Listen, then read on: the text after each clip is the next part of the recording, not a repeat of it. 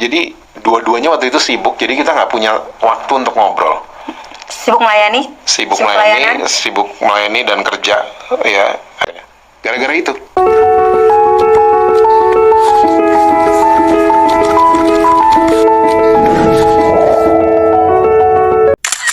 Halo semuanya, kembali berjumpa dengan saya Reli di channel yang pastinya kita akan membahas materi-materi pinggir jurang yang jarang dan takut untuk dibicarakan, enggan untuk dibahas dan cenderung untuk dihindari. No sensor, nggak pakai inisial. Video kali ini saya beri judul GSJS bolehkan pendeta bersinah untuk berkhotbah.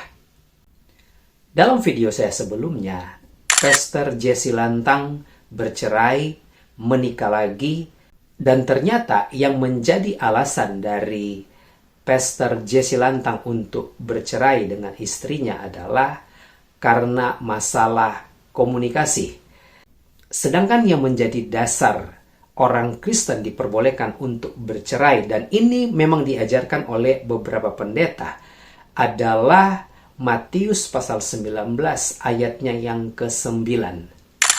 Tetapi aku berkata kepadamu, barang siapa menceraikan istrinya kecuali karena sinah, lalu kawin dengan perempuan lain, ia berbuat sinah. Kita akan membahas ayat ini di bagian yang lain, karena saya memiliki pandangan yang berbeda tentang arti dari persinahan ini. Tetapi untuk saat ini kita ikuti jalan pikiran para pendeta yang membolehkan perceraian dalam kekristenan karena alasan persinahan. Kalau ada salah satu pasangan suami istri melakukan persinahan, maka boleh bercerai.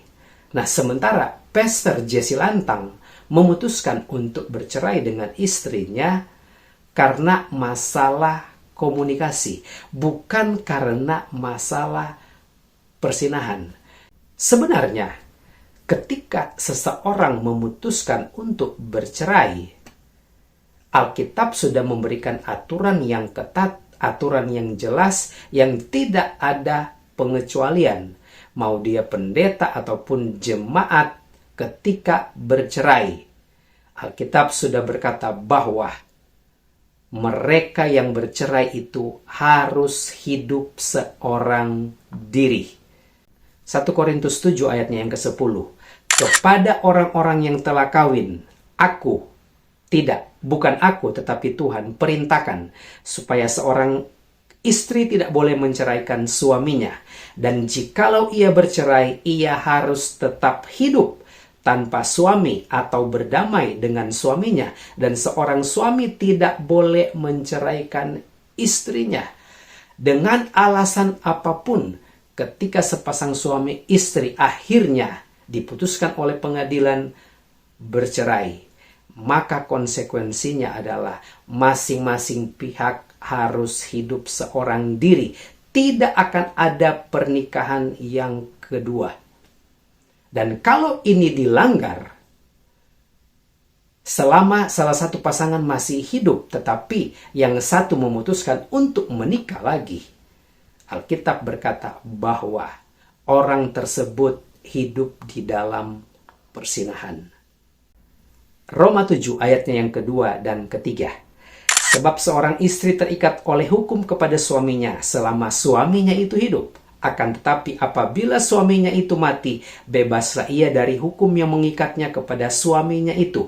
Jadi selama suaminya hidup, ia dianggap bersinah kalau ia menjadi istri laki-laki lain. Tetapi jika suaminya telah mati, ia bebas dari hukum, sehingga ia bukanlah bersinah kalau ia menjadi istri laki-laki lain.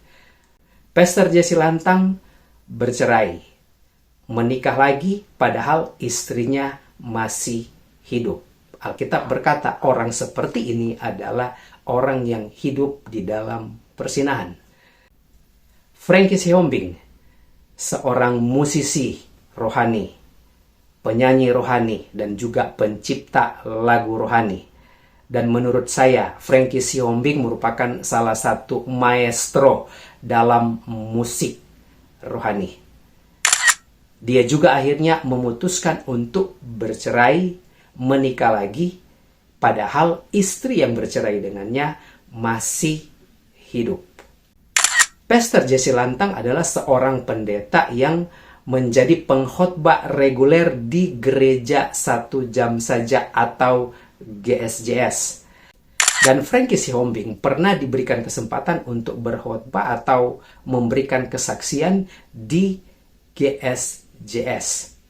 GSJS tidak mungkin tidak tahu kalau dua orang ini adalah sudah bercerai, menikah lagi, dan pasangan mereka yang bercerai dengannya itu masih hidup. Artinya, GSJS memang mengizinkan atau membolehkan pendeta yang hidup di dalam persinahan untuk berkhotbah, menyampaikan firman Tuhan di GSJS. Dan saya tidak heran dengan sikap dari GSJS ini karena Pastor Samuel Gunawan sebagai gembala senior di GSJS pernah berkata bahwa jika seorang pendeta berzina, berselingkuh, melakukan kejahatan, itu bukan urusan jemaat. Ini adalah hal yang mengerikan dalam kehidupan gereja. Gue mau quit waktu itu, mau berhenti melayani. Berhenti mau khotbah, udahlah gitu, ngapain gini-ginian gitu loh. Tapi gue punya 4 teman baik yang gue anggap mereka kayak teman baik, dan satu yang di Belanda nih emang mentor dari gue kecil. Mereka yang bilang, Jess, jangan berhenti, kita temen lo kok gitu loh. Yang 3 ini ada di Indonesia. Namanya Jonathan, Frankie, Manala, mungkin tahu nama belakangnya. Ya, mereka bertiga yang selalu ada buat gue. Mereka jadi teman. Dan mereka yang selalu bilang, termasuk yang di Belanda. Yang di Belanda namanya Om Heng. Hey Om Heng, kalau Om Heng nonton. Dia yang selalu bilang bahwa Jess, stop khotbahin keluarga aja. Khotbah yang lain. Tapi jangan pernah berhenti pelayanan. Karena kamu dikasih special gift di situ. Ya, coba kamu balik lihat track record kamu disembuhin di mimbar. Berarti Tuhan punya sesuatu lewat bibir dan lidah kamu. So don't ever stop. Boleh tahu nggak sih, maksudnya biasanya kan perceraian itu terjadi biasanya pasti ada hal yang memang istilahnya bukan hanya satu sisi ya, tapi dari sisi Jesse sebagai laki-laki, apakah memang ada hal yang maksudnya dilakukan yang memang akhirnya ya ini harus terjadi gitu? Kita salahnya di komunikasi. Kita berdua terlalu sibuk, sampai kita nggak pernah ngobrol. Dua-duanya waktu itu sibuk, jadi kita nggak punya waktu untuk ngobrol. Sibuk melayani? Sibuk melayani dan kerja. Ya, ibunya anak-anak waktu itu juga kerja. Dan dia membangun karir juga sama. Akhirnya kita nggak pernah ngobrol. Dan itu nggak sehat banget akhirnya. Gara-gara itu.